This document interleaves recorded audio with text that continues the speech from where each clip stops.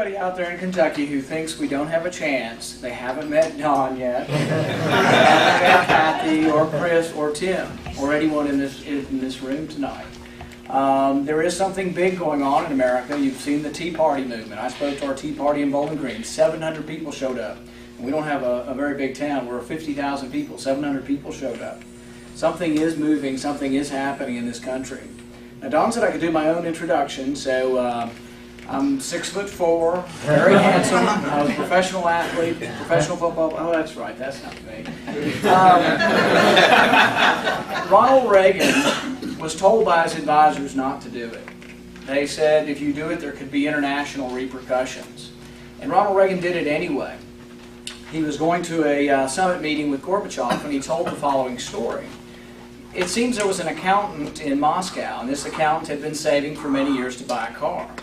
And in the Soviet Union, it was very difficult to buy a car. One, to get enough money to buy a car, and there was only one manufacturer, the state-run manufacturer, and the car was awful, but it was at least drivable.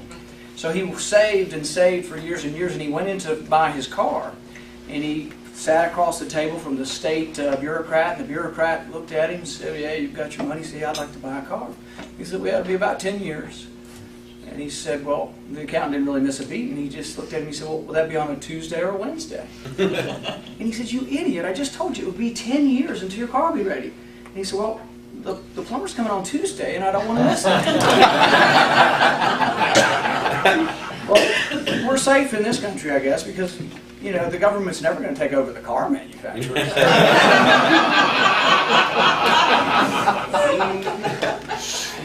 What's the new name for GM?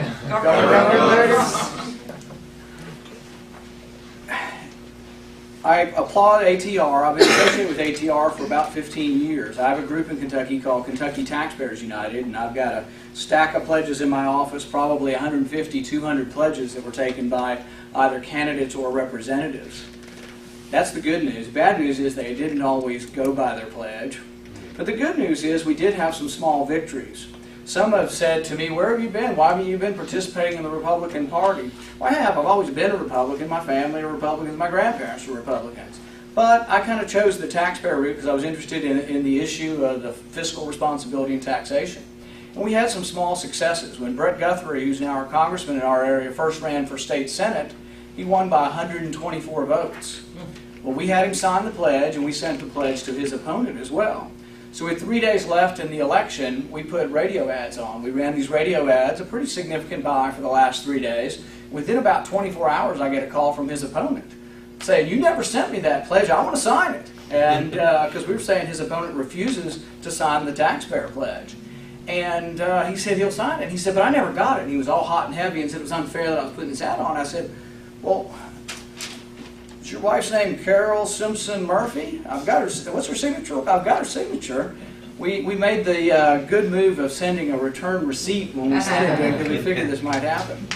And we did tell him we pulled the ad if he signed the pledge. So he went ahead and signed the pledge at the 11th hour. But we did get 2 out of the last 3 days we had radio ads on. Brett Guthrie won by 124 votes. I like to think I had some little part to play in that. There was a candidate in northern Kentucky, and I don't think he's in anymore, Paul Marcotte, was a state rep. And he ran, the first time he ran, and he said, Joe Smith got a 0 from the Kentucky Taxpayers United. We would rate the legislature each year and do a rating of their vote on tax and spending issues. And those were very useful. So I think we did have some influence, and we did help the Republicans if they were conservative. But to me, it's always been more important what you believe than what your party is. I am a Republican, but I tell people all the time the Republican Party is an empty vessel unless we imbue it with something. Is it just worthwhile to have more Republicans? I mean, if they're all Arlen Specter, will we be happy if we have 60 Arlen Specters? You know, I don't think so. I think we have to believe in something. Not only do you have to believe in something, I don't think you can just say, I'm a little bit conservative. I'll be a little, you know, I'm going to be for a little bit smaller government maybe. We live in such bad times that if you don't have somebody who truly believes that we need to take an axe to government, you're not going to get anything done. What if we had for years and years, even when we elected Reagan, who a lot of us loved the rhetoric of Reagan. My dad supported Reagan in '76 when only 4 U.S. congressmen would stand up for him. The deficit still exploded. People say, oh, well, they had Republicans like to have excuses for that. They say, well, we had to. We were in the Cold War. The deficit exploded because domestic spending rose faster under Reagan, so did military, but domestic spending rose faster under Reagan than under Jimmy Carter. Well, we had a Democrat Congress. He didn't use the veto. Neither did George W. Bush do the veto. George W. Bush presided over a $5 trillion to $10 trillion deficit. We have to admit our failings because we're not going to get new people unless we become believable as a party again. President Obama knows this. He wags his finger at the Republicans. He says, "Who were you to criticize me when you doubled the deficit?" Also, are we believable? President Obama's deficit is $1.75 trillion. What's the Republican alternative? $500 billion. The Republican plan's going to balance the budget in 10 years. Still, that's our plan. It's been 10 years for the last 40 years now. Obama's going to do it in 20 years. President Obama says, "I'm going to cut the deficit in half during my term." Well, let me see, he tripled the deficit. Bush's was already 500, it's going to be 1.75 trillion. He's going to cut it in half. Seems to me, if you do some simple math, he's still going to be over 500 billion after 4 years. And that's all a farce, because all the numbers are always a farce. I always tell people the deficit reduction plan is about like the Soviet 5-year agricultural plan. It was a farce from the very beginning. It never meant anything, and then they would change the numbers or lie about the production totals. I was thinking about when our gentleman from ATR was talking about cap and trade. I was like, does anybody remember the essay? It was written during the Depression, and some of our economists may remember this. It was written about the farmer who said he wrote a letter to his congressman about not growing hogs and not growing wheat. Yep.